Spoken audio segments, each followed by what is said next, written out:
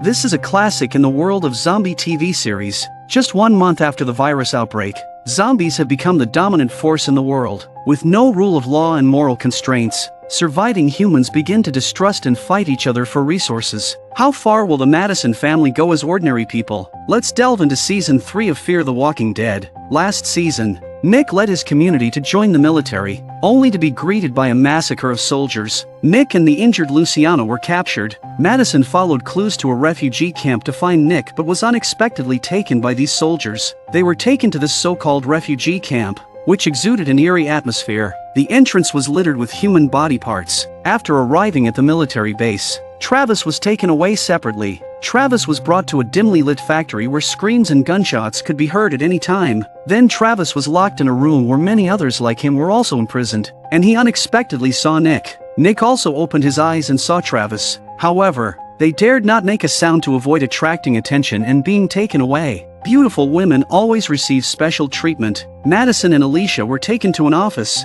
and a handsome guy brought them coffee. The man was named Troy. Madison said, "We haven't attacked you. We're just here to find my son." Troy replied, "We're not the bad guys. We just need to conduct a little examination, and then I'll give you supplies to leave." Madison has been through too much since the end of the world to believe Troy. The truth was exactly what Madison expected. This Troy was a leader, and he was studying the process of turning the living into zombies. In reality, he enjoyed the feeling of controlling life and death. People imprisoned here were taken away every day for experiments, and those captured were practically waiting for death to come. At this point, the man next to Travis said, "I have a way to escape, but I need a strong person to help me." The man's name was Steven. Steven knew that the base's sewer pipes could lead to the outside. Soon after, the men were taken away to be prepared for the experiment. The people here were tied to the pipes and shot. Next, they would wait to turn into zombies. After a while, the two people next to Nick were taken away. But those anomalies are exceptions that prove. If they didn't do something soon,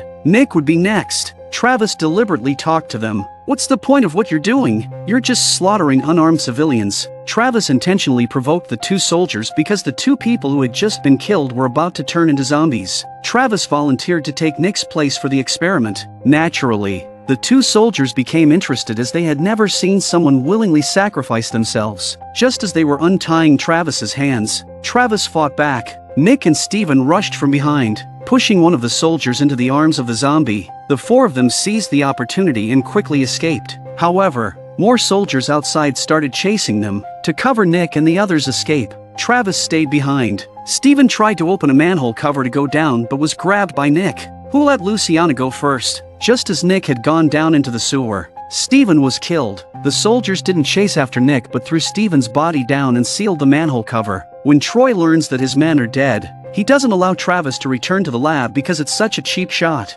Troy had Travis taken to an even more brutal place. The soldiers threw Travis down and wanted to see how he would survive there. Travis was physically strong, and although it was perilous at times, he managed to kill all the zombies. Outside, Willie was also somewhat shocked, and then he released even more zombies. Nick, who had escaped with Luciana through the sewer, made their way all the way to the end. Nick tried to kick open a metal door, but the sight outside was hair-raising, so they could only retreat. A large number of zombies were right behind them. Nick didn't expect to encounter the zombified Steven on the way back, and Steven lunged at Nick. Meanwhile, Troy returned to the office only to find Madison and Alicia had disappeared without a trace. Madison suddenly attacked Troy from behind, but Troy was incredibly strong, easily thwarting Madison's assault and knocking the knife out of her hand. Alicia hurriedly tried to retrieve the knife but was pushed back by Troy. Madison locked her arms around Troy's neck from behind. In this desperate moment, Madison found a spoon and swiftly jammed it into Troy's eye socket.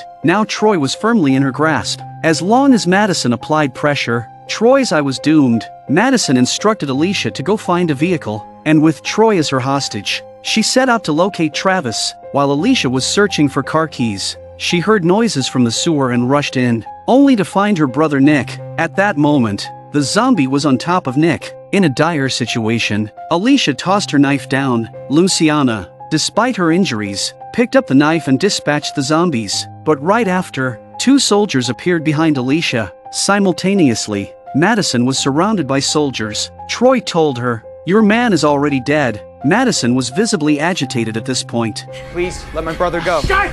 Jack, get off me! Get a goddamn off me! Where's my family?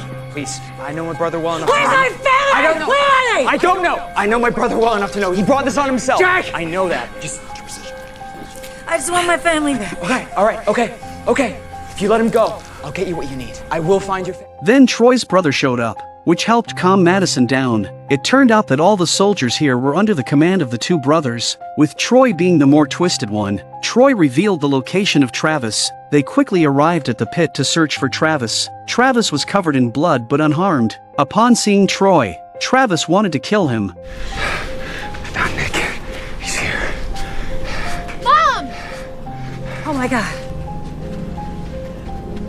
Madison finally saw Nick again, in the apocalypse. As a mother, she never stopped worrying about her children. Travis seemed somewhat awkward as a stepfather at this moment. Jake didn't give them a hard time and provided medical treatment for Luciana. He invited them to evacuate with him. Jake's father owned a farm in Mexico, where the people were kind-hearted. But Madison no longer trusted these people due to Troy's previous actions. But during the evacuation, Willie was about to retreat from the lab, and he missed the days of experimentation. At that moment, he suddenly heard a noise coming from inside the wall, and Willie's curiosity got the better of him and he had to pry it open to see what was going on.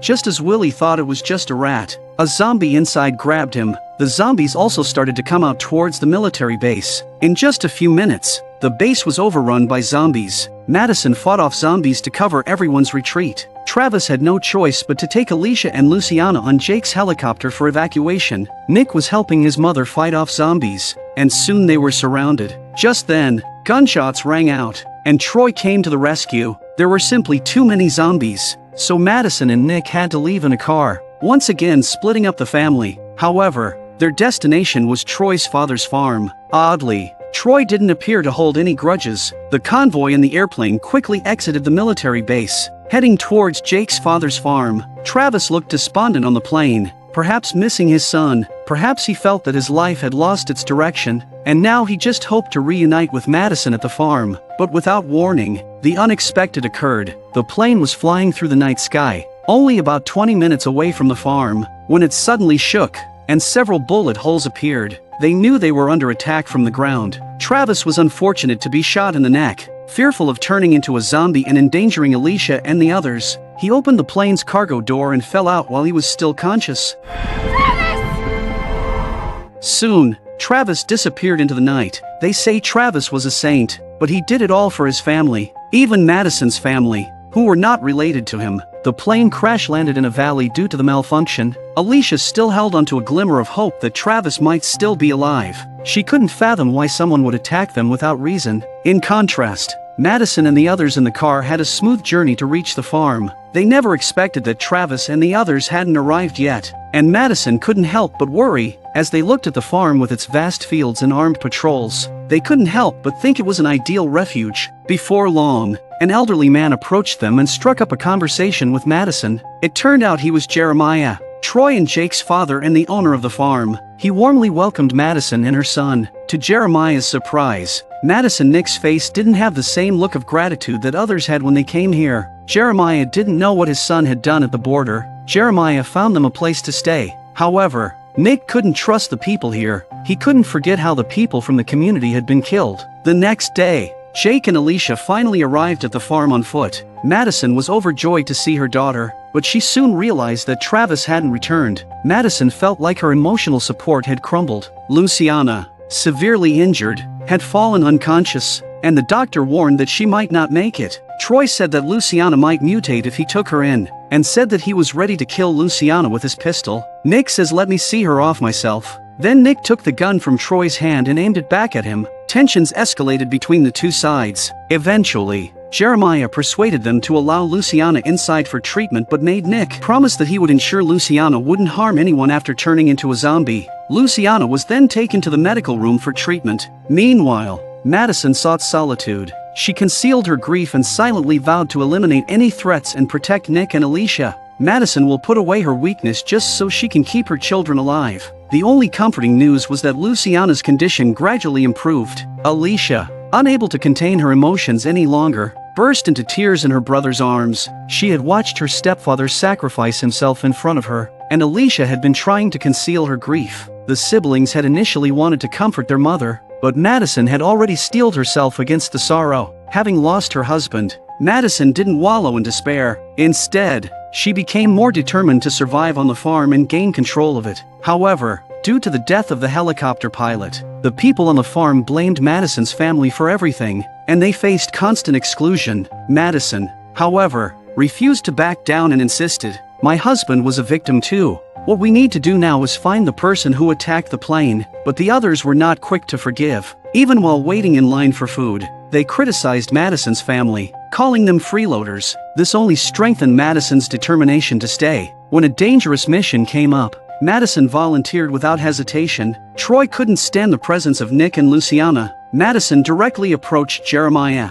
threatening to reveal Troy's experiments on live subjects if anything happened to her family. During this conversation, Madison also learned about the community's origins. It turns out Jeremiah was a blogger before the end times. He sold stuff on how to cope with the end of the world, and he also stocked up on a lot of supplies, which were enough to last them a long time, and plenty of guns and ammo. He hadn't anticipated the apocalypse to actually happen. This place quickly became a survival community. Alicia wasn't the same innocent girl anymore. Her experiences outside had made her mature. Alicia actively participated in cultural activities organized by the young people, which sounded good but actually served as a place for them to indulge in drugs and even use zombie heads for entertainment. Alicia realized that these people had been hiding under protection since the apocalypse and had no idea of the horrors of the outside world. She had to pretend to be happy to fit into this community. Nick, who initially wanted to leave, saw how hard his mother and sister were trying to integrate, and he began to change his mind. Luciana's condition also gradually improved. One night, the young people from the farm went out for a hunt. Nick pounced on Troy from the darkness and aimed a gun at his neck. Troy's character has always been a bit of a psychopath, and he was analyzing how long it would take for him to turn into a zombie. Nick, naturally, wants to avenge his community, but chooses to do what's best for his family. Nick laughs maniacally and rips up Troy's research notes. Instead of going berserk, Troy admires Nick and asks him to be his friend. Only perverts understand the world of perverts. Travis went offline in a hurry. What about Victor, who was at the hotel? This man was thrown off the dam just for stealing a bit of water, and Victor was terrified, negotiating with the boss out of fear that he might be next. Originally, Victor had been living a comfortable life in the hotel, but as more survivors arrived after Madison and her group left, tensions rose. They heard that there was a doctor in the hotel. The crowd even detained Hector and Elena, and to calm them down, Victor had to claim that he was a doctor who could treat everyone's medical needs. This temporarily pacified the crowd. However, trouble was on the horizon. While Victor could handle minor injuries, there was a pregnant woman in the group who went into labor. Victor can only say that he is not a gynecologist. Maybe we let nature take its course. And if the baby's breached with it and the mother dies? How can you tell? You must reach inside her. Okay, that's not gonna happen. Looking at the woman's irritable husband, Victor can only be tough to do it. Fortunately, he managed to help her give birth successfully, but Elena wants Victor to leave because more and more people are coming. Victor seemed to have expected this outcome. Before leaving, Hector asked him to see one more person, the same woman who had stabbed Victor earlier. She was mentally unstable and, upon Victor pointing to his abdomen, suddenly realized her actions and began apologizing profusely. She understood that her daughter had succumbed to the virus, and Victor had, in a way, granted her release. After Victor consoled her, she gave him a gift, originally intended for her daughter's wedding. As Victor froze, the woman jumped out the window, which was probably a relief for her as well. When Victor arrived at the hotel's garage, he opened the gift and found a high-end sports car. That's what fits who Victor was before the end of the world. Victor drove all the way to a reservoir. The fresh water resources here are strictly controlled, and the survivors in the neighborhood can only exchange their supplies for a small amount of fresh water. Victor came here to find a friend. The boss of this place is Dante. He had business dealings with Victor before the end of the world. Dante's sense of smell as a businessman allowed him to take over this reservoir at the first opportunity. However, Victor is now worthless, so Dante took him to the reservoir building. Victor also witnesses what happens to a water thief. and this is Dante's way of showing him how it's done. Dante knew Victor's greedy nature and believed that he might eventually try to seize control of the water supply. He intended to throw Victor off the building as a warning. Did you truly think that we were friends in the old world? At Victor's repeated entreaties, expressed his willingness to serve Dante and advise him. It was only through this that Victor managed to save his life. However, Victor was also imprisoned in a dungeon. That day a figure brought Victor a jug of water, and Victor gulped it down to quench his thirst. When he turned to look, he couldn't believe what he saw. I knew you would drink it all. I told you I'd be your guardian angel. How twisted can human nature become in a post-apocalyptic world? Merely stealing a bit of water led to being brought to the dam, and then facing this grim fate. Sweet Jesus. Next. Daniel was ordered to personally toss the woman off, the same woman who had once saved his life. Many longtime fans who have followed the show all the way through may know that Daniel has died at the manor. How did he get to the dam?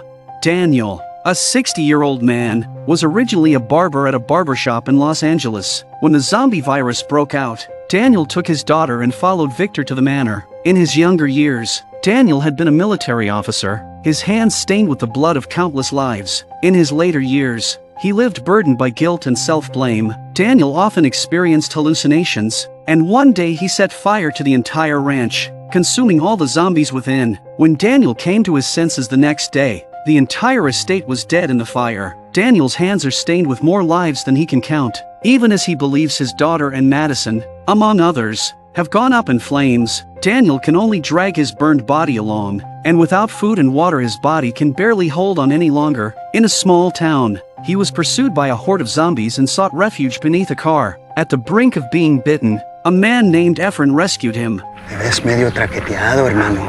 All Daniel yearned for was a sip of water, but Efren led him to a desolate mall, leaving Daniel skeptical of Efren's intentions. However, Efren took out his watch and checked the time. At exactly 5 o'clock, water began to flow. Grab some water, turn on the stereo. This Efren is a social man too. Efren subsequently took Daniel on a journey. He wanted to take him to find someone who could cure Daniel's leg injury. They soon arrived at their destination, where several people were waiting. However, their arrival was followed by the arrival of Dante's men, who were searching for water thieves. Daniel was treated by a woman named Lola, who employed brutal methods to remove the necrotic tissue. Over the next few days, Daniel and Efren teamed up with each other to find supplies and kill walkers. Daniel's leg was getting better. That night, in order to repay Efren for showing him his talent, Daniel decides to leave in the darkness of the night. It looks like it's going to rain. Unfortunately, Daniel encountered a zombie, and now he is basically incapable of fighting. He thinks this may be his punishment. He knelt down and awaited his impending death. But the next thing you know, to Daniel's immense luck,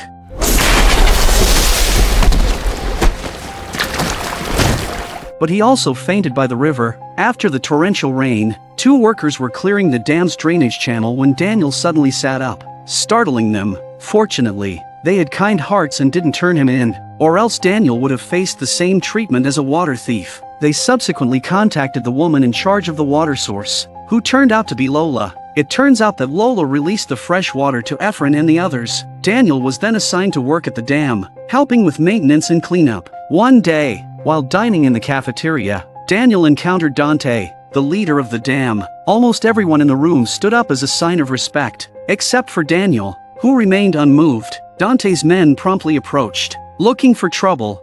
¿Por qué no te paras cuando entra el jefe? Ese era el jefe. No sabía. Cuando entra el jefe te paras. Cuando yo te hablo, levantas la cara, pendejo. This man stuck his hand in Daniel's meal. What would you have done?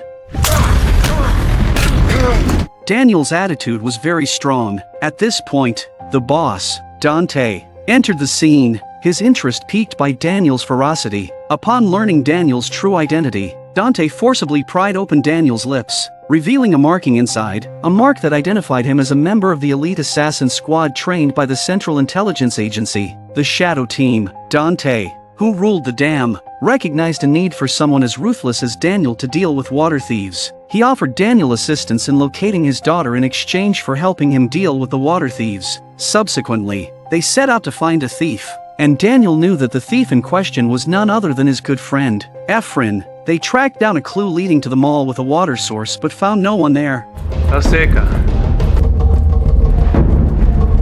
Daniel goes back to the dam and finds Lola, who he tells not to let the water out again or her life will be in danger, but Lola insists or the people outside will die of thirst. They parted on bad terms. Soon after, Daniel spotted a figure he believed should have perished in the massive fire, Victor, filled with renewed hope that his daughter might still be alive. Daniel visited Victor's cell and offered him a jug of water. After drinking the water, Victor realizes that it is Daniel, and he can't believe that Daniel is still alive, and excitedly begs Daniel to get him out. Daniel, on the other hand, is concerned about whether his daughter is still alive, but Victor knows that Daniel's daughter Ophelia has left the hotel alone and does not know if she is still alive. Victor now has to lie and say that Ophelia is still at the hotel with Madison and the others. Daniel was very excited, but he quickly regained his composure. Victor, desperate to save his own life, spun a web of lies. Save your life. Daniel, wait. You're a snake. Now, Ibora, place is perfect for you. You will rot here, like the dead. Ophelia needs her father. Ophelia is dead. Her father is dead. And so are you. Hey! Hey! I saved your life! I saved her life! You owe me!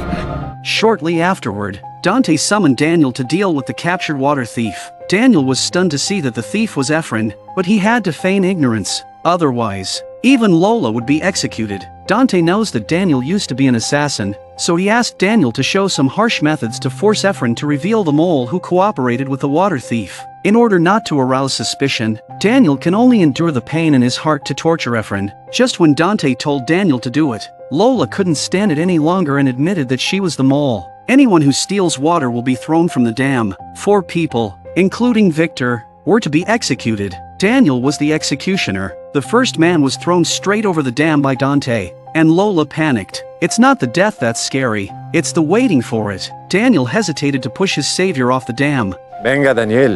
A ver, Jesse, hazme el favor. Sí, patrón. Muévete, güey.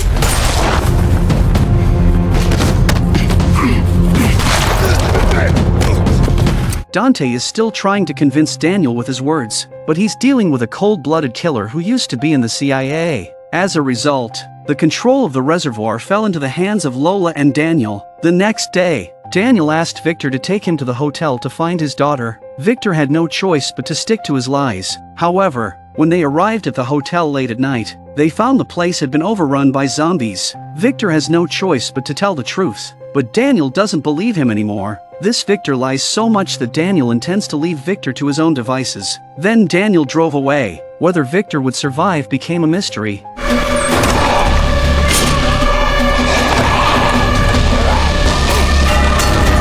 How cruel can human beings be in the post-apocalyptic world? They skinned an elderly man's scalp, allowing crows to peck at him while he was still alive. Madison and her group were utterly shocked by this gruesome scene. A few days earlier, the plane from the farm had come under ground fire from other survivors and Travis had died. The aircraft crashed into a valley. The farm soon organizes an investigation to find the killer and get revenge. Madison was the only woman in this team, but she showed no hesitation when it came to dispatching zombies. Her actions garnered newfound respect from her previously skeptical teammates. Under Troy's leadership, they swiftly reached the crash site. However, aside from some traces, all remnants of the aircraft had been removed by others. Witnessing the crash site was emotionally difficult for Madison, as it reminded her of her husband's death. Moreover, they were no longer dealing solely with mindless zombies but with ruthless human foes. Subsequently, they investigated a nearby survivor camp. Upon scouring the surroundings, they discovered a horrifying sight. All the people there had been burned alive. They couldn't fathom what kind of individuals could commit such gruesome acts. Looking up, they saw the leader of this community perched on a mountaintop, his head split open with a crow feasting on his flesh. It was a scene of unimaginable cruelty. In an effort to alleviate the man's suffering, Madison ended his life. Even though Madison had seen the horrors of zombies in the last days, she was still shocked by these scenes. As they were about to depart, a group of individuals blocked their path. No need to think that this is the work of the group in front of them. The leader is called Kalitaka. Kalitaka said, "You only saw me being cruel. Did you see how many of us he killed?" Troy thought they had a fighting chance, but when he looked up, he saw a mountain of people surrounding them. Disarm, disarm. Troy had to give the order to lay down their weapons, but Kalitaka demanded that they take off their shoes. He claimed that the land where the farm was located belonged to them and insisted that the people from the farm should leave immediately. Otherwise, they would be fed to the crows. The following day, Alicia, who hadn't slept well the entire night due to worry about her mother, noticed several figures resembling zombies on the horizon. They were Madison and the others, who had come back on foot. The residents of the farm hurriedly came out to greet their loved ones. When Jeremiah inquired about what had transpired, Troy suggested a private conversation elsewhere. However, one of their group members, Mike, spoke up. Slaughtered them. All right. They slaughtered all of them. We made it home, huh? There's nothing we can't handle. They're dead. They're all dead. Mike, lock your shit down. Lock it down. They're dead. And we're gonna die too if we don't leave. As night fell, the farm's surroundings were illuminated by numerous bonfires, a sign of Kalataka declaring war. Panic spread among the farm's residents, most of whom had sought refuge there without experiencing the cruelties of the outside world. Faced with external threats, they only wished to escape. Many people began rushing to the farm's warehouse to grab supplies. Jeremiah's two sons also had conflicting opinions. Jake, the elder son, advocated for negotiations to avoid war, while Troy, the younger one, wanted to take up arms and fight back. First to leave the farm was Vernon, one of the founders. Vernon has seen the brutality of Kalataka and others, and now he just wants to get his family out of here. Keep that gate closed to me. Your father gave the okay. I don't give a damn. You open that gate and I shoot. Although Troy was reluctant to let them go, Jeremiah's persuasion ultimately convinced him to allow them to depart. The next day, Nick and Jeremiah surprisingly discovered a horse near the farm's perimeter. Jeremiah immediately instructed Nick to fetch his mother, as he knew this horse was part of the property taken by Vernon when he left. And now this horse shows up in this place. Unsure, Madison and Jeremiah head out the way they left to check it out. The Vernon family was killed on the road. The entire family of four met their demise and turned into zombies. Looking at this girl who was the same age as her daughter, Madison couldn't bear to do it. However, Jeremiah and Nick knew that it wasn't Kalataka's doing. It was likely the actions of Jeremiah's younger son, Troy, who didn't allow anyone to escape without a fight. Soon the trio drove back to the farm and brought back the family's bodies. They didn't expose Troy's actions. Madison began to show off her oratory skills by pinning the blame on Kalataka. Madison told the others that leaving would lead to brutal killings by those people. With our numbers and weapons, we have the advantage, and we should protect our homeland. It must be said that Madison's political maneuvering was indeed effective. Those who had previously plundered supplies returned them. Alicia, somewhat naively, believed that Kalataka was truly responsible for the incident. She and Jake secretly slipped out to seek negotiations with the Native Americans to peacefully resolve the situation. After crossing a mountain, they came across their camp, which surprisingly had no walls. They surrendered their weapons and were led to meet the leader, Kalataka. Alicia's first impression was that this man, wielding a machete, looked exceptionally fierce. The three of them quickly reached the negotiation phase. During the conversation, they learned that the feud between Kalataka and Jeremiah was a generational conflict,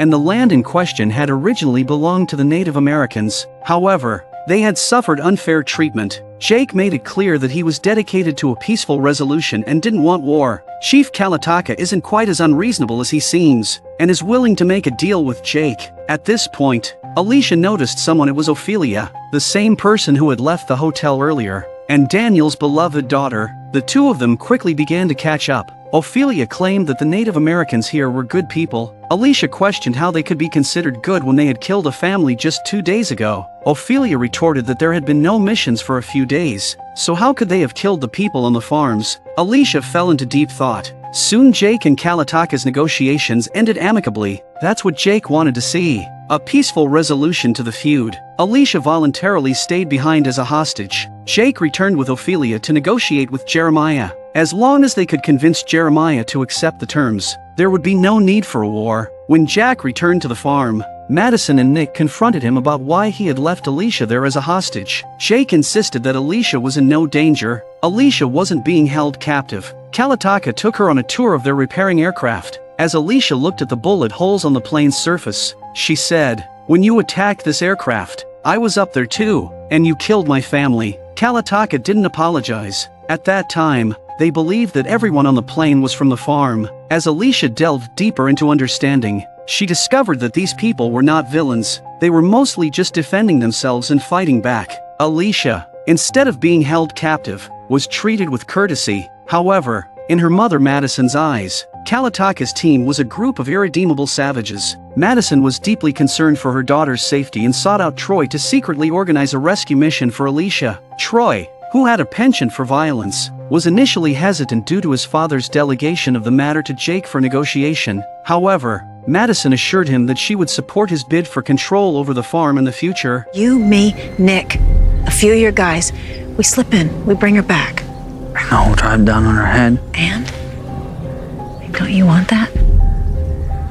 Troy is a madman. As night fell, Alicia fed leftover food to the pigs, and someone covered her mouth and took her away. It was Troy, and Alicia ceased to struggle. They had also abducted a Native American warrior, and considering Troy's tendencies, he was likely to kill the captive. Alicia quickly intervened, trying to prevent Troy, as killing the Native American would further strain relations with their group, who were not bad people. In the end, Troy cut his throat, just as a man was about to realize something was wrong. Nick pounced from behind as soon as but Nick was no match for the warrior. He was pinned down in 3 rounds, and a dagger was thrust at Nick. Just as Nick couldn't hold on any longer, shots rang out and Troy saved him. The gunshot alerted the entire camp, leading to an intense gunfight between the two groups.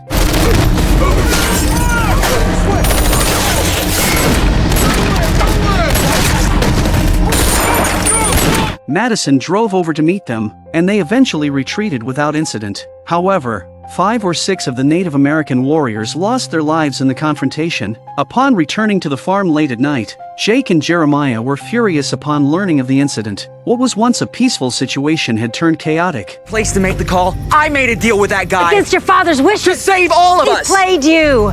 Walker wasn't gonna negotiate with you. You never had anything. There was nothing at stake except Alicia's life. The following day, Jake prepared a truckload of fresh water as a peace offering. He intended to go and apologize, fully aware that the Native Americans were on the brink of anger and that he might not return from this risky mission. Jake brought Ophelia to the camp, and just as he got out of the car, he got beaten up real bad.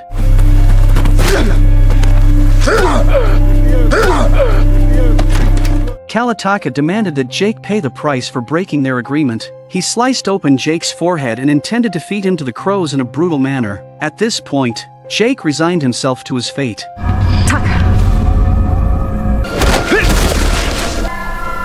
Tell your father I'll finish the scalping of his eldest son when I see him next. We'll cut apart his youngest son and feed him to the hogs. Tell your father he will remain alive. Watch this.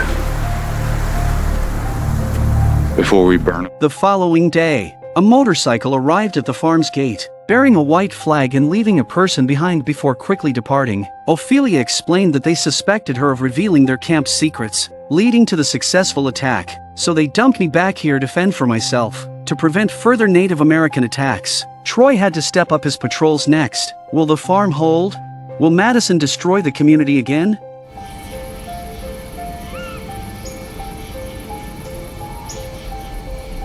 The distress call came over the walkie-talkie, but the man had already turned into a zombie. It happened just as the farm's militia was on night watch. One of their teammates started to look pale and then began vomiting and wailing uncontrollably. Soon, another teammate displayed the same symptoms. Nick heard the distress call on the walkie-talkie and was rushing to their location. What was once a safe and peaceful farm was now in chaos. Cooper also arrived to calm the panicked residents. People were collapsing everywhere, mingling with the zombies. One zombie lunged at Cooper, but he reacted swiftly and managed to kill it in the nick of time. However, another zombie tackled him to the ground, just as Cooper was struggling to fend it off. A knife ended the zombie's threat. It was Nick, who had just arrived in time. Inside the farmhouse, Alicia and the others were awakened by the gruesome screams. They grabbed their weapons and rushed to the door. Only Ophelia remained calm, sitting on the edge of her bed. After enduring the trials of the apocalypse, Madison and Alicia were no longer the weak women they once were,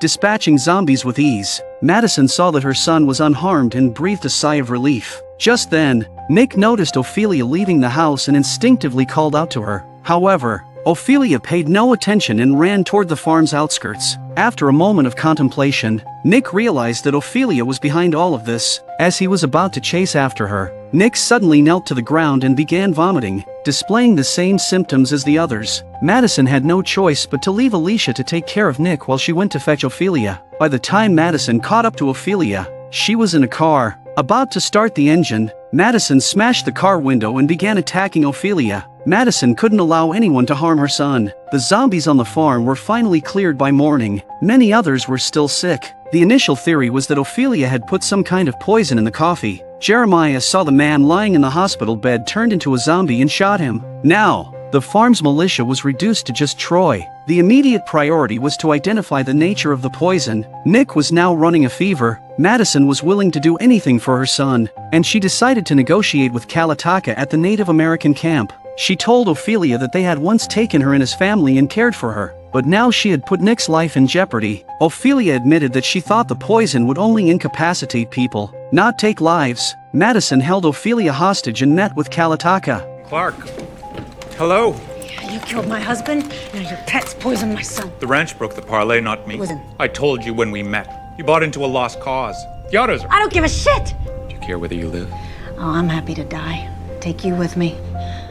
Anthrax. There's no cure.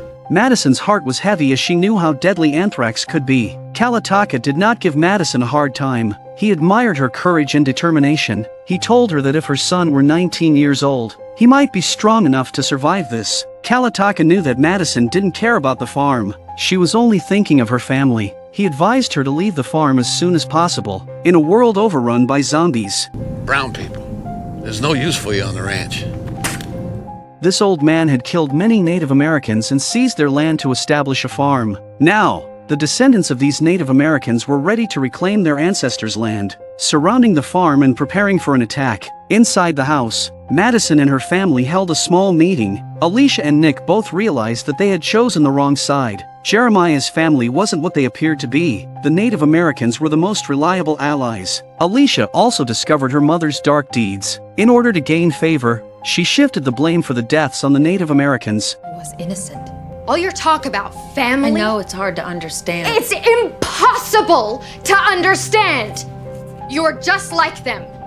You're worse! You're heartless! Don't say You that! don't have feelings! Alicia. No wonder Dad was so depressed. He was living with a goddamn corpse! Enough! Madison didn't care how her daughter viewed her. She only wanted to use the farm to protect them. The next day, Madison engaged in negotiations with the Native American leader, Kalataka. He expressed their intention not to harm the survivors in the farm but rather seek revenge for their ancestors. The implication was clear. That night, Madison fell into contemplation. She didn't want her children and the farm to be destroyed together. She went to Jeremiah's room alone. Jeremiah was fortifying his house and preparing to fight to the end. He would not bow to the Native Americans. There is one way to secure the peace. He probably wants my scalp, huh? Madison didn't say a word. Jeremiah eventually realized that this woman must have come to kill him. Only if he died would Kalataka spare the people in the farm. Madison didn't waste time and handed her gun to Jeremiah, hoping he would end it himself. However, Jeremiah was determined to stand and fight alongside the farm. He returned the gun to Madison, saying, "You and your children are alive today because I took you in. If you have the guts, kill me now." Madison, determined to protect her children, wasn't interested in Jeremiah's attempts to plead his case. At that moment, Nick walks in from outside. Jeremiah loudly said, "Do you know what your mother came to do? See what ugly deeds she wants to commit." But Jeremiah didn't anticipate that the usually timid Nick would kill him. Madison swiftly took the gun from Nick and placed it in Jeremiah's hand. I want you to do exactly as I say. When Troy and Jake arrived, Madison wore a sorrowful expression. They believed their father had sacrificed himself to safeguard the farm. As the two sons prepared to place Jeremiah in a coffin, Madison discreetly entered the room. The next morning, Madison met with Kalataka, carrying a bag. She then handed the bag to him. Kalataka opened it and took a look. Perhaps, in the apocalyptic world, Madison had gradually twisted herself, but she perfectly exemplified a mother's willingness to do anything for her children. Madison and the Native Americans reached a ceasefire agreement, but how long could the calm days last? The number of zombies outside the farm was growing. and the militia had to go out daily to clear them. Even the underground well was running dry. One day, a convoy arrived from outside. It turned out that one of the conditions of the ceasefire was the return of the farm. After Jeremiah's death, both sides could coexist on the farm, as it had the crucial water source they needed. The first matter at hand for this coexistence was resource management, especially the control of firearms and ammunition. Jake produced 2 keys, emphasizing that both sides needed to be present to open the storage. Madison, too, is a wallflower who only wants her children to live. The person least happy with this arrangement is Troy, who is a classic radical. He stands at his father's grave and complains about why he surrendered instead of fighting. Little did he know that Jeremiah hadn't taken his own life. It was the man beside him who had killed him. Most of the farm's residents just wanted to survive and didn't care who controlled the farm. However, some felt inherently superior and were reluctant to engage with the newcomers. Among them, Terrence was the most resentful because the family that had left the farm earlier had been killed by Troy. Madison had blamed the Native Americans for it, and Terrence held a deep grudge against them. Terrence's hatred was magnified by Troy's instigation, unaware that the man who killed his friends was talking to the man next to him. The next day, drunk on fake alcohol, Terrence pulls out a gun. Although he was stopped, he managed to shoot one of the Native Americans in the arm. Subdued, Terrence paid with his life, as his neck was broken. This incident served as a wake-up call for Kalataka. He didn't know how many people in the farm held a grudge against them and decided not to adhere to the agreement on shared weapon management. Madison, being a centrist, naturally supports Kalataka. Jake had no choice but to compromise. In the evening, Kalataka decided to collect all the residents' privately owned weapons. The process went smoothly for most, but Troy, as expected, wasn't going to cooperate. He pulled out his handgun and ordered everyone to leave. Nick stayed behind to try and reason with Troy, while Kalataka and his people prepared to launch a forceful assault. Nick, however, was perceived as Troy's ally. Troy brought out his father's hidden rifle and prepared to defend the house as a stronghold. He was pleased that Nick had chosen to stay and handed him a rifle to join in the resistance. Soon, both sides engaged in a firefight, and Madison was taken away.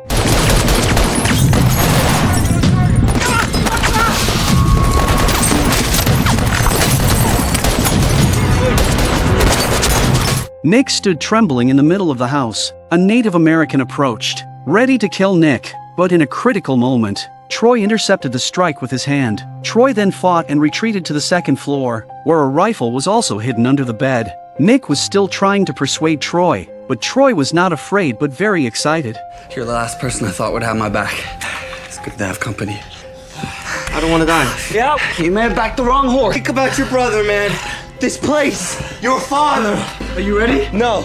I'm taking some back. Looking at the crazy Troy, Nick tried to knock him out. Now I'm beyond pissed. Hey, Troy. Your father, he didn't want to take his own life. I killed him. The words immediately stimulated Troy. He pointed the gun at Nick. He gave up resisting as if he was dead. In the end, Troy was exiled, and Nick was considered an accomplice and faced punishment. At Madison's plea, Nick was locked in an iron box for self-reflection. Troy had only one request. Madison had to be with him the entire time he was exiled. He wasn't sure if the Native Americans would kill him in the middle of nowhere. Soon, the vehicle drove into the wilderness. There's no need for that. Just as Native American untied Troy, Madison threatened Troy with a gun before he reluctantly left. A significant problem emerged shortly afterward. The farm's well water supply was depleting, enough for both sides to last only a month. They had to figure out how to obtain fresh water for survival. Madison and Kalataka heard about a human trading post nearby and embarked on a journey to purchase fresh water. Speaking of water sources, Daniel had previously eliminated Dante, who controlled the reservoir. Since then, Daniel assisted Lola in managing the entire reservoir. However, Lola did not exploit others like Dante had. Instead, she distributed several large trucks of fresh water to ordinary people every day. At first, these ordinary people were grateful to Lola. Lola also actively participated in the distribution of fresh water, and Daniel was always there to keep Lola safe. Lola couldn't figure out why he wasn't helping, but watching the people, Daniel knew the nature of people in the post-apocalyptic world. As time goes by, some of the people began to feel discontent. They began inciting others to demand the dam from Lola and physically attack them. With no other choice, Daniel had to evacuate with Lola quickly. At this point, Madison and Kalitaka arrived at the trading post. Would they have any connection to the dam? In the post-apocalyptic world, humans had become guardians of their homes. They were tethered to the front gates, tirelessly killing zombies. This was the largest surviving center in the apocalypse.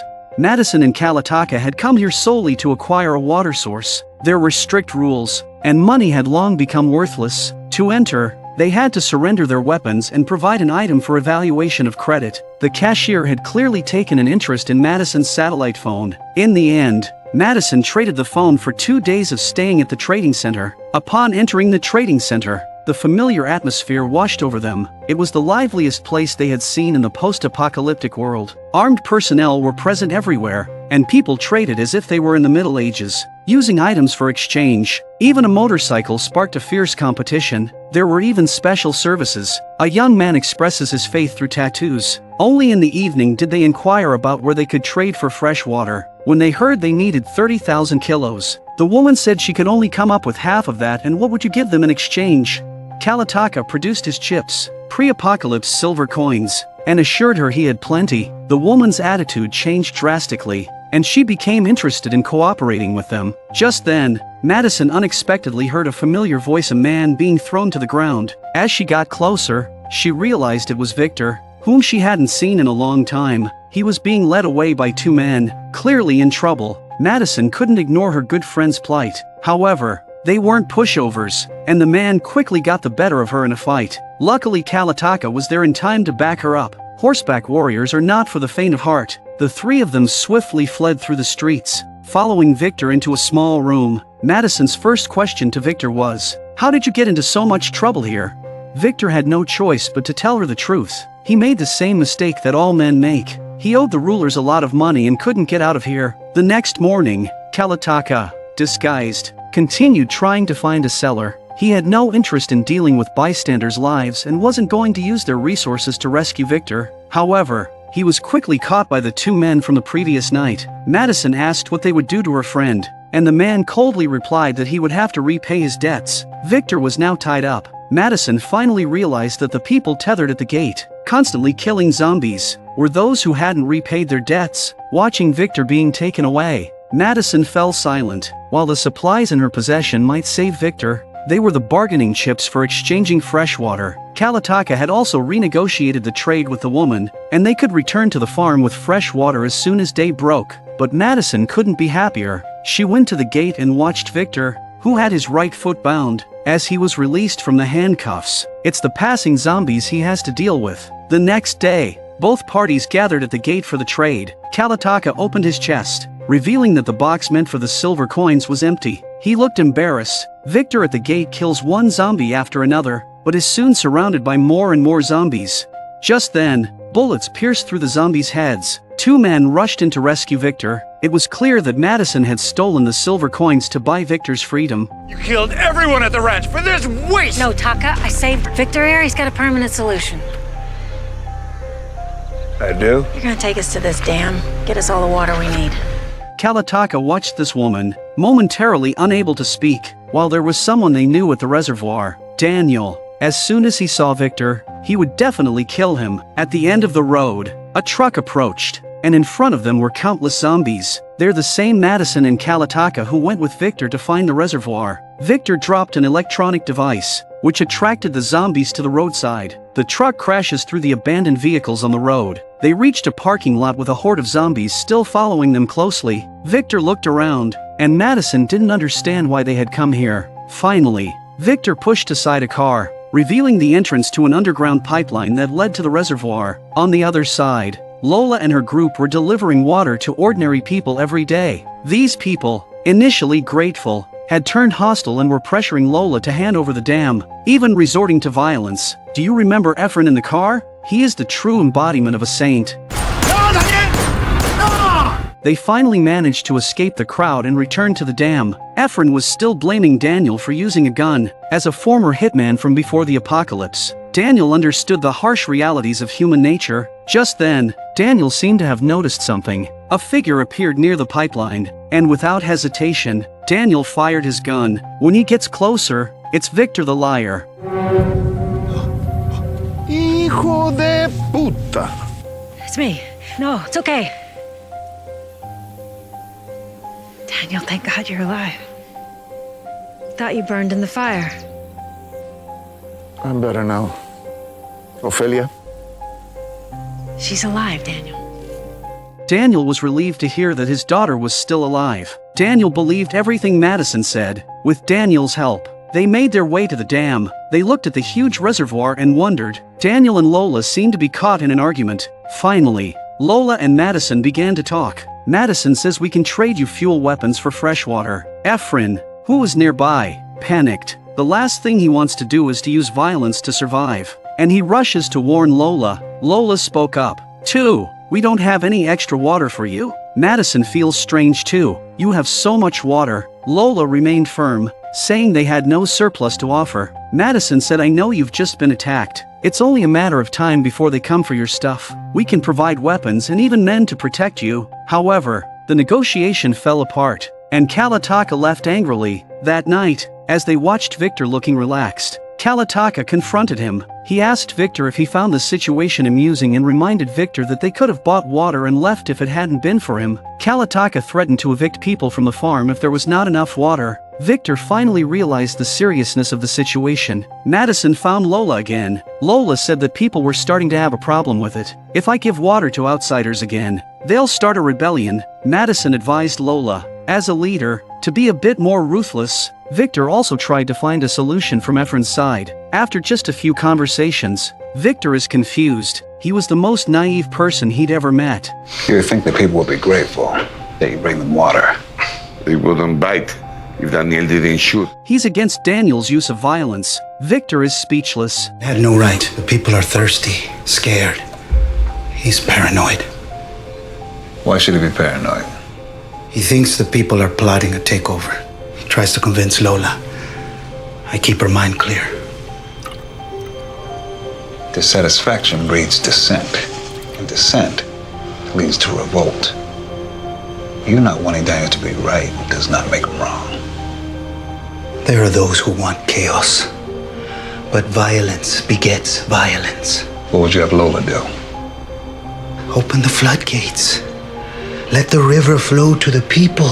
The water would evaporate. You'll be left with dust. And then the rains will come again. God will choose. With the water purchase negotiations going nowhere, Kalataka had no choice but to leave first. He had to go and evict the people on the farm. Madison and Victor decided to stay behind and continue trying to find a solution. At this moment, Daniel found Victor and shared a cryptic slogan. Okay, but I'm sure that serpent brain of yours is coiling around an idea.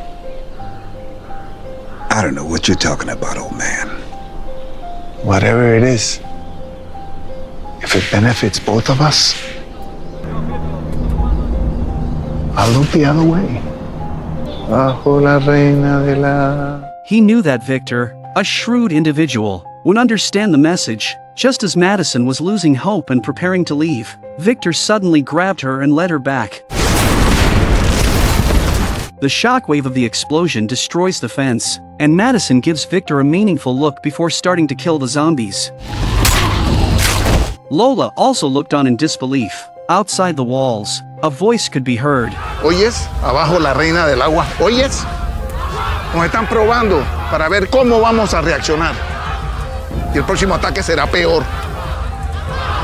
Llévalos a mi oficina. Strand, Madison. ¡Apúrense con la reja! Finally, Lola agreed to trade supplies with Madison's group. ¿Cuántas armas y cuántas municiones necesitamos? No, la violencia nos va a consumir. Por favor, no hagas este trato con el diablo. Libera el agua, regrésasela a la gente. La gente tendrá el agua y la presa estará protegida. Es la mejor solución. Madison reviewed the list and agreed, setting the trade for 5 days from now, and now they can also let them haul a load of water back to show their sincerity. Thirsty? Little did they know that a catastrophic disaster was looming over the farm. tens of thousands of zombies were advancing toward the valley, while the people on the farm remained completely unaware. Madison and the leader Kalitaka had successfully located fresh water, but something significant was unfolding on the farm. Troy, who had been previously expelled from the farm, had secretly returned, telling Nick that he had a big surprise in store for the farm. Knowing that Troy was a complete lunatic, Nick and Jake went out the next day to check it out. They drove northward, and when they were about 2 kilometers away from the farm, Nick saw dust clouds rising in the valley. They quickly got out of the car to check out the scene and saw a scene that made their heads spin. Tens of thousands of zombies were moving in the direction of the farm. The farm had only one entrance and exit, and the consequences would be dire if these zombies reached it. Nick and Jack prepared to dash back to the farm and organize an evacuation. Just then, they heard the sound of artillery shells. Up close, it turns out Troy was using ammo to point the zombies in the right direction. Jake, consumed by anger, pointed his gun at Troy's head. But Troy, the madman that he was, didn't care. He knew his brother wouldn't pull the trigger. A stray bullet continued to guide the zombies. Inside the farm, people began to hear the commotion. Jake couldn't take it anymore. Despite Troy being his brother, he had repeatedly jeopardized the safety of the farm. Nick, by his side, kept urging Jake to show mercy, or he would regret it. Just as Jake was determined to kill Troy, Nick used the butt of his gun to save Troy, causing Jake to roll down the cliff. When Jake regained his senses, a zombie had already bitten into his arm. Their rescue had come too late.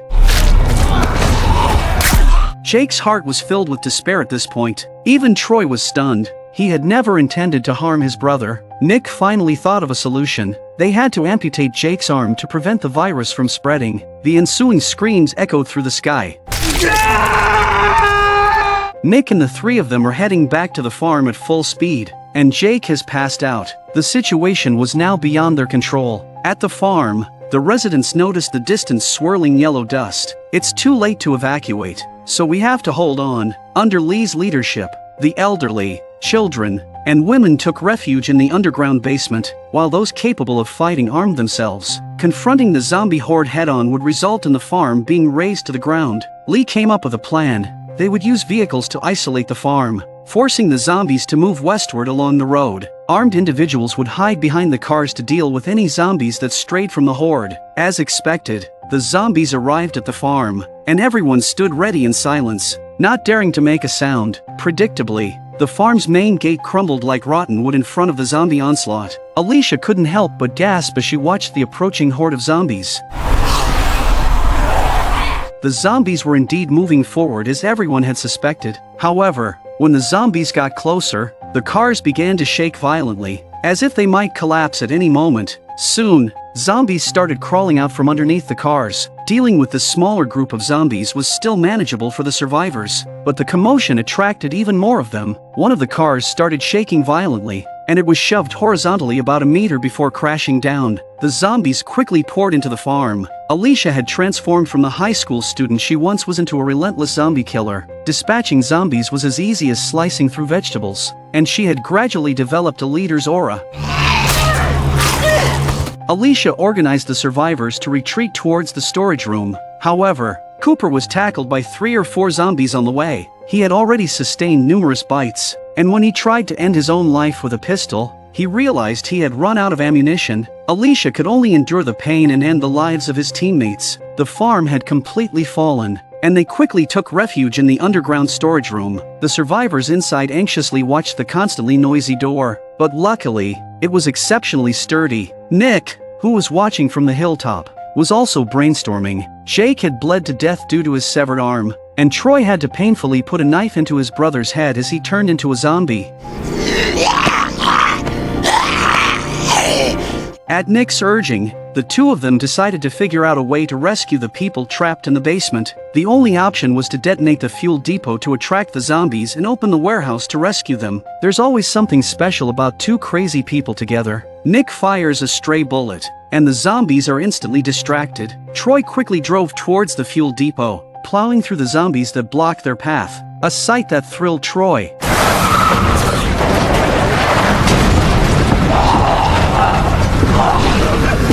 Due to obstructed visibility, their vehicle crashed into a truck, and the zombies soon closed in. They had no choice but to abandon the vehicle to avoid being overwhelmed. The helicopter was the closest thing to them. They could only escape to the inside of the helicopter. Nick was a drug addict before the end of the world, and now this feeling of oppression makes him feel excited. Inside the underground storage room, Alicia distributed supplies to comfort the people's emotions. However, a problem quickly arose. Some individuals had been bitten by zombies and concealed their wounds. Additionally, the ventilation ducts in the storage room were blocked, and if oxygen ran out, everyone would perish. Repairing it required over an hour, but the air inside the ducts was thin and posed a life-threatening risk. After calculating, Alicia determined that the underground storage room's oxygen would last for less than 2 hours. They fell silent. It was then that Alicia made a suggestion. Reducing the number of people inside might offer a slim chance of survival. Although it sounded cruel, the others realized it was their only option. The challenge was that no one would admit to being bitten. It was impossible to strip everyone in check. Alicia once again stepped forward, walking into the crowd. I know you're scared. We're all scared. The vent is broken. The more of us there are, the less time we have. So we're asking for those of you who have been bitten to come forward. Everyone is afraid of death. Just as Lee prepared to take forceful action, the man who had come up with the plan earlier stopped him. He displayed his own bite wounds. Slowly, those who had been bitten came forward, driven by their love for their families.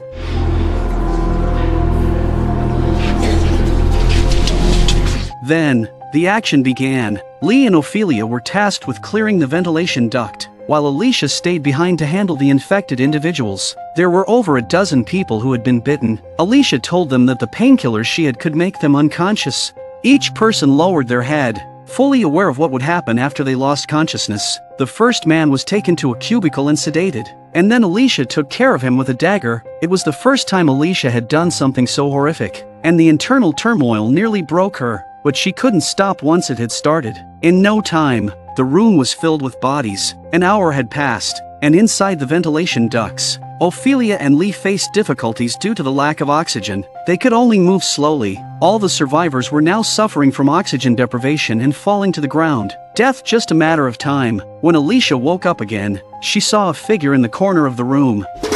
Hey.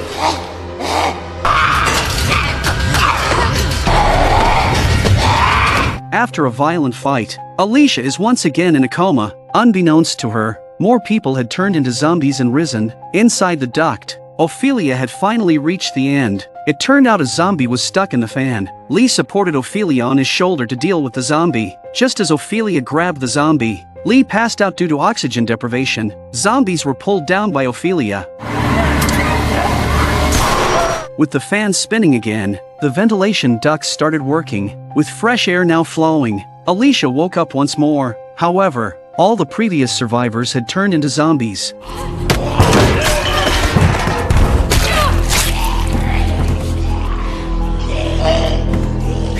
Alicia picks up an M416, finds a clip, but not many rounds. Fortunately, she had learned to shoot from Jake before. Facing the zombies before her, Alicia didn't want to wait for her demise. She opened the door and confronted them head-on. When her bullets ran out, she continued the fight with a knife. Just as Alicia is about to be captured by the zombies, shots are fired. Madison and Kalitaka had returned, igniting the fuel depot and saving Nick and Troy. After a brief respite, they prepared to exchange supplies with the reservoir as initially planned. When Alicia asked how the zombies had arrived, Nick chose to shield Troy and didn't reveal the truth. Ophelia learned that her father was still alive, and the upcoming trade would reunite them. Surprisingly, Alicia no longer believed there was a safe place in this world. She chose to leave, as Nick had once done, to wander around away from her mother. This series is a spin-off of the American show The Walking Dead. Many fans have raised questions about why some people turn into zombies even if they haven't been bitten. In the show's setting, the zombie virus is transmitted through the air. Everyone carries the virus, and it only takes control of a person's body and turns them into a zombie when the host dies. Being bitten by zombies accelerates the process of infection. In the previous episode, the farm was completely destroyed by zombies, but Madison's family managed to escape once again. Now they are preparing to head to the meeting point agreed upon with Daniel. The father-daughter relationship between Ophelia and Daniel should pose no problems when joining the dam community. Lee, sitting in the back of the car, suddenly notices something unusual about Ophelia. He quickly taps the car to signal Kalitaka to stop. However, Ophelia collapses on the road. Did you hit your head? Let me see. Ophelia insists she's fine and just lost her balance. They all fall silent for a moment because the wound on her is clearly a bite mark left by a zombie. A sense of sorrow spreads among them. Ophelia makes a request to Madison. I want you to take me to my father. You hear me? Give me your word, Madison.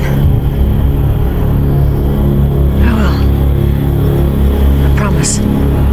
They soon arrive at the trading center, but those with wounds are not allowed in and may even be executed on the spot. Madison quickly helps Ophelia change into new clothes. They quickly arrived at the security checkpoint and naturally surrendered their weapons. Ophelia had to endure the pain during the inspection for fear of being found out. They enter the same small room as before, but Daniel won't arrive for another 6 hours. It's uncertain whether Ophelia can hold on until then. Victor is a realist, and he blames Madison for bringing Ophelia along and wasting their entrance fee. If Daniel finds out that his daughter has become a zombie, he might kill them all. Angels are all dead, and so is Ophelia. Your word isn't worth a damn whether or not she makes it another hour or two.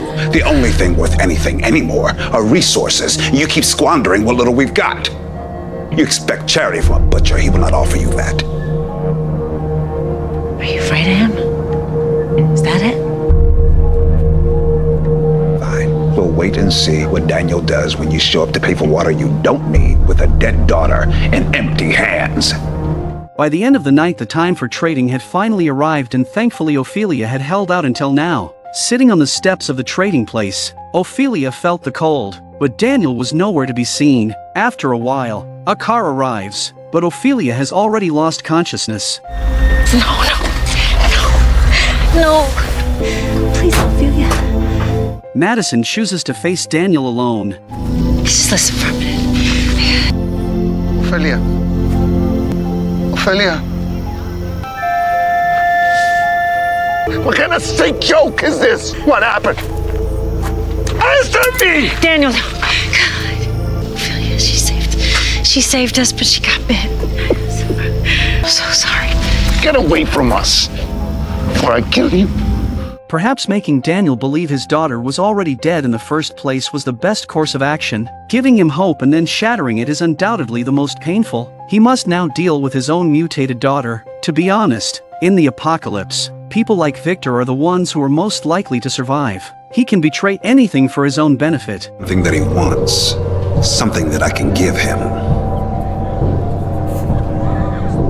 He's gonna want to hear this.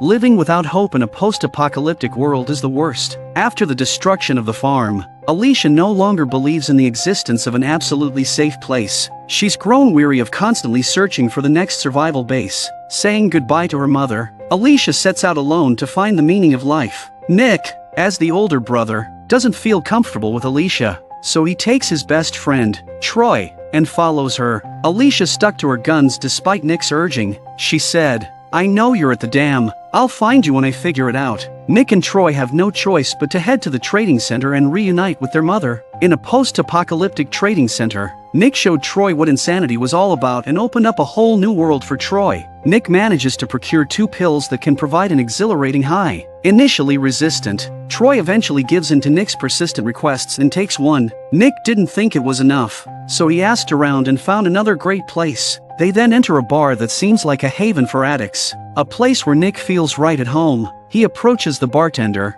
L, inquiring about anything that could make him feel even more exhilarated. L presents an array of drugs, but Nick declines. Fully aware of the agony that addiction can bring, L had to bring out the shop's best asset, which was a bottle with a greenish glowing light. Then he took 2 pieces of zombie's brainstem with a spoon. Nick didn't realize that the zombie's brainstems could be used in such a way and got excited. Troy, although perverted, had a hard time accepting it and kept urging Nick to leave. Nick consumes the brainstem without hesitation. Troy was in a dilemma, but he ate it in one gulp. After eating the brainstem, Nick became even more crazy and took Troy over the fence. This scared Troy a lot. The 2 of them were already feeling a little high. The next thing is even more subversive to Troy's knowledge. There were already a bunch of zombies on the street, but Nick didn't panic. Wipe it on tick as much as you can. Then Nick rushed towards the zombies.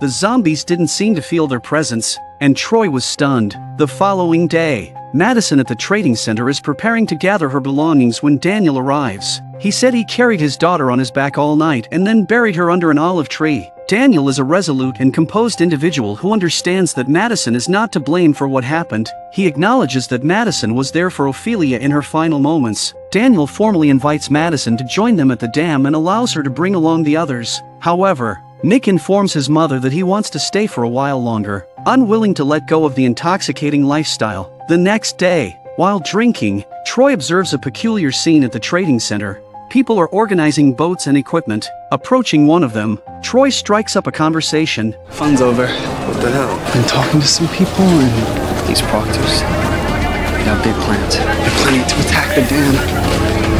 Your mother's in trouble, Nick. Come on. When driving, never look around too much, or else.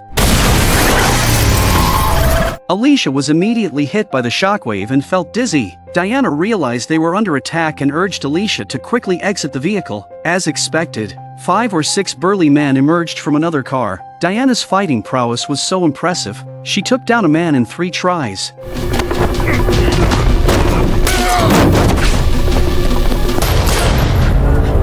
However, Alicia ultimately couldn't bring herself to kill anyone and resorted to firing her gun to scare them off. Diana had suffered a severe leg injury, and all they could do was perform emergency first aid. Meanwhile, the commotion had attracted nearby zombies. In the end, Alicia and Diana were rescued by a man who happened to pass by. This man turned out to be a doctor who praised Alicia's proficient first aid skills. After tending to Diana's injuries, the doctor said, "I need an assistant." He then took Alicia to a room, where they met a man sitting in a wheelchair. It was evident that this man was the leader of this place. In fact, he was the mastermind behind the trading center. Proctor John. Proctor revealed that he had once been a small-time thug, but the apocalypse presented him with an opportunity. An unfortunate accident had left his spine misaligned, and he needed surgery to correct it. The success of the surgery would benefit everyone, but if it failed, everyone in the room would die. Alicia has no choice now. The surgery will begin soon. Proctor's a tough guy. 2.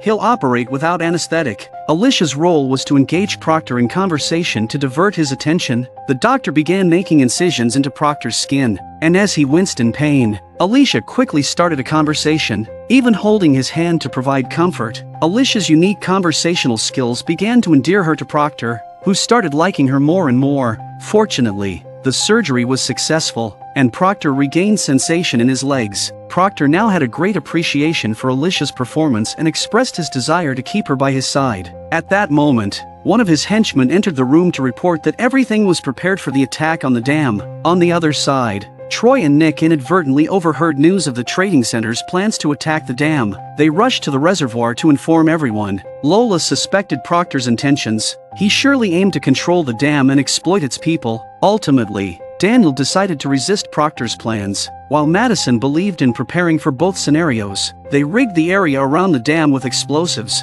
Victor located Nick and admitted to betraying the dam, with the intent of becoming its controller. Originally, Victor's plan was to open the gates to allow Proctor's men to peacefully take over the dam. However, Nick and Troy disrupted this plan. Victor urgently instructed Nick to take Madison and flee because the people at the trading center were ruthless, and time was running out. Victor remained unfazed by Nick's taunts. Just as Madison and Troy were setting up the explosives, Nick also arrived at the scene. Yeah. We gotta get out of here. Okay, Strand, sold out. Daniel and Lola to the Proctors. We have to warn them. No. No, Victor brought this on himself. He should have come to me. We can't, because if Daniel sees Troy, he'll kill him. Why would Daniel want to kill Troy? I led the horde to the ranch. Madison now realizes that Troy was responsible for the tragedy at the farm, and that it was her kindness that stopped Kalataka from killing Troy. I'd do it all again. Troy was dead. Nick didn't seem to know the mother, and his best friend was just fucked. In this post-apocalyptic world, water resources are incredibly valuable. and these 3 individuals control an entire dam. As mentioned in the previous episode, Victor sold the information of the dam to Proctor for the sake of profit. Originally, they could have taken over the dam without bloodshed, but Troy unintentionally stumbled upon news of the impending attack. However, they were unaware that Victor was the mole. The people at the dam had become cautious and had rigged explosives around the dam as a precautionary measure. Victor's plan was thwarted, and he urged Madison's family to escape immediately, as Madison had saved him multiple times. Nick prepared to lead his mother to safety, and during their conversation, Madison learned that it was Troy who had led the zombies to the farm. I led the horde to the ranch. Madison felt a surge of anger and self-blame for sparing Troy's life. Suddenly, she swung a hammer and killed Troy. Troy had lacked maternal love since childhood, leading to an Oedipus complex. He had fallen in love with Madison at first sight. It's a different kind of love. On the other hand, Kalitaka and Lee chose to leave upon learning of Proctor's plan to attack the dam. The people at the trading center were ruthless, former drug lords from the pre-apocalyptic era. Kalitaka and Lee had no desire to die there. Meanwhile, Lola and Daniel realized that the direction of the water flow had been reversed and were preparing to make adjustments. Lola? Step away from those levers. It turned out that Victor was behind this manipulation. Now that the pipes are unguarded, someone from the outside could easily get in. Daniel calmly persuaded Victor. He knew Victor might be a liar, but not a man who killed people at random.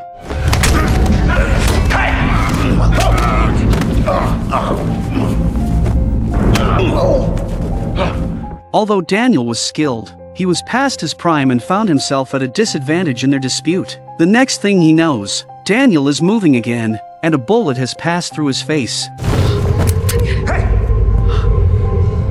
Victor received orders to kill Lola and Daniel but chose to let them go. Soon, the trading center's people entered the reservoir through the pipes.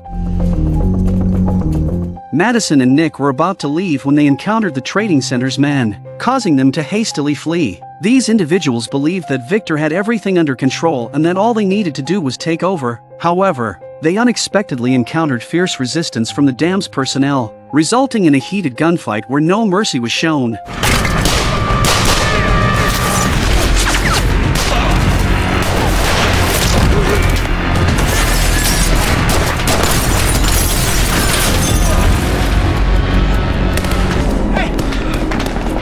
I thought they weren't expecting us.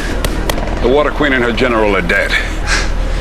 Save it for Proctor, John. At this point, Victor couldn't control the fate of others. Madison. Son of a bitch. Berate me later. You've got to hide. Follow me. Subsequently, Victor led Madison and Nick to a house, instructing them to stay put until the situation resolved. To be on the safe side, he took the explosives detonator from Madison. With the situation seemingly under control, Proctor, the leader of the trading center, brought Alicia to oversee the takeover. Observing the lifeless bodies floating in the water, Alicia became increasingly worried about the safety of her mother and the others. Proctor's men were already waiting at the dock. What happened? This was meant to be a knife through butter. No resistance, you say? Mea culpa. Someone tipped off the dam you were coming. It was beyond my control, but all is well now. There are corpses floating in the water we're meant to distribute and drink. And my men. Casualties. Dozen brothers dead. A dozen dead brothers. The guards have surrendered. Please, your men are executing the workers. I told them to secure the dam, and that's what they're doing. Plan to be persuasive. And Victor intentionally remained behind. He informed Alicia that Madison and Nick were safe. Victor told Proctor that he had killed Daniel and Lola, but in reality, he had spared them. At this point, Lola and Daniel were hiding in the basement, and Daniel had narrowly escaped death multiple times. Lola intended to find her good friend Efren and escape together. However, when she quietly approached the control room, her expression suddenly turned mournful. Efren had been shot through a sieve. Lola's sadness turned into determination and anger. On the other side, Victor comes into the room to find Madison. Now that things are out of his control, he urged Madison and Nick to quickly change into workers' clothing and then led them up to the dam. Meanwhile, the people from the trading center were mercilessly slaughtering the dam's workers. Get to the end of that bridge, cross that checkpoint, you blend in with the locals, lose the uniforms, walk, and keep walking. Dr. John wanted me to dispose of these traitors myself.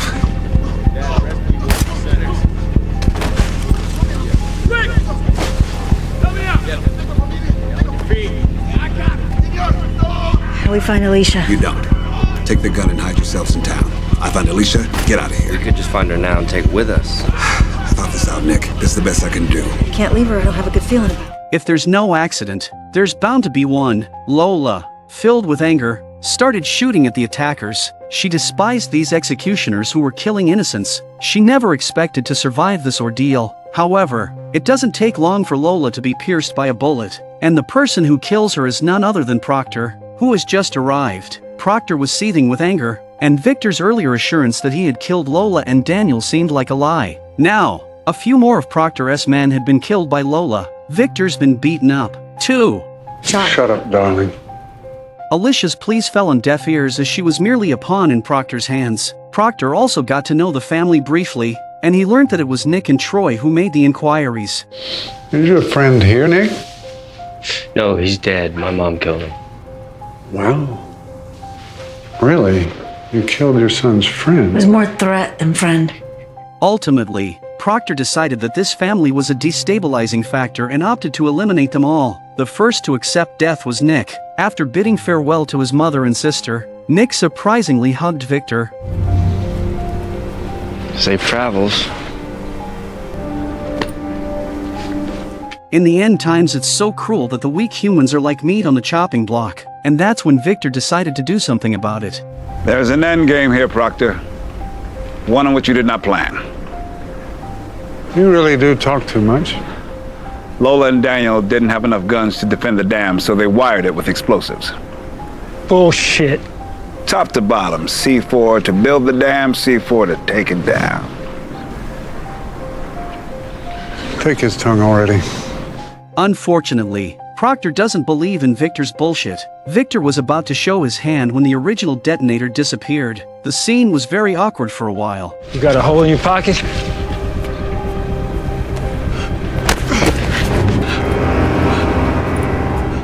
So, Nick hugged Victor just now in order to get hold of the detonator. Says it's armed. Don't touch the other button. What, the one that says detonate? The situation became awkward, and Nick laid out his terms. My mom and sister are gonna take a Zodiac across the lake. Nick, don't do this. Nick, just come with us. Please. He can't do that, nurse. Go. Just go. This was perhaps the most courageous thing Nick had ever done in his life. Proctor didn't stop them. He knew he could deal with them after this crisis. They don't waste time. They head for the shore. There's one person everyone's ignoring. Oh, señor. Handsome and a good fighter, Daniel. At that moment, Proctor was still trying to deceive Nick with apocalyptic rhetoric. Nick stated that the previous farm owner who had deceived him had already met his end. All Nick has to do now is wait for his mother's boat to get away and then detonate the dam. But as if on purpose, the yacht won't start. Proctor's lost his patience. He's got people rushing up to grab the triggers. At that moment, Daniel arrived at the dam. As soon as he opened the door, Daniel fell into silence. Lola lay silently by the bridge, and Daniel's expression turned dark and frightening. Daniel's daughter's relics were placed in Lola's hand. He had long regarded Lola as his other daughter. Now, Lola had been killed. Daniel picked up his gun and started walking towards the distance. It's a good thing the yacht still started. You got it, let's go.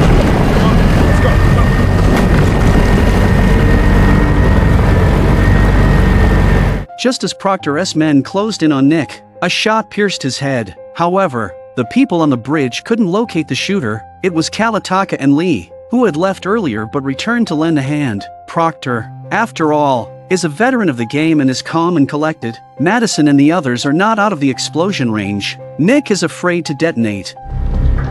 Kill him.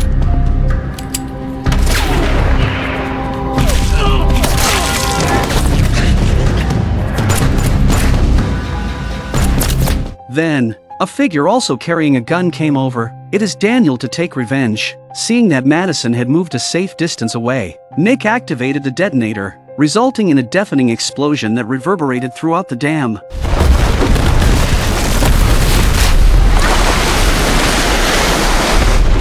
Immediately afterward, a massive crack appeared in the ground, forcing Proctor to withdraw with the help of his remaining men. However, Nick underestimated the consequences of the explosion. The dam's rupture caused a relentless outpouring of water. Despite their efforts to increase the boat's power, it was pulled toward the opening by the strong current. Seeing no way to turn the situation around, Kalitaka and Lee had no choice but to retreat. Daniel also pulls Nick and prepares to evacuate. This place could collapse at any time. Madison. They were still carried into the gap by the current. The dam's breach ultimately fulfilled its mission, returning the water to the people. Fear the Walking Dead, Season 3, concluded. The original team has been torn apart. Some say the Madisons are destroyed wherever they go. But man is not a machine, can't be perfect in everything. The story's ending leaves behind numerous mysteries. We would like to express our gratitude to the dedicated fans who have followed the show all along. You are the motivation that kept us committed to completing this series. Thank you very much. Humble birth, the Son of God, descend.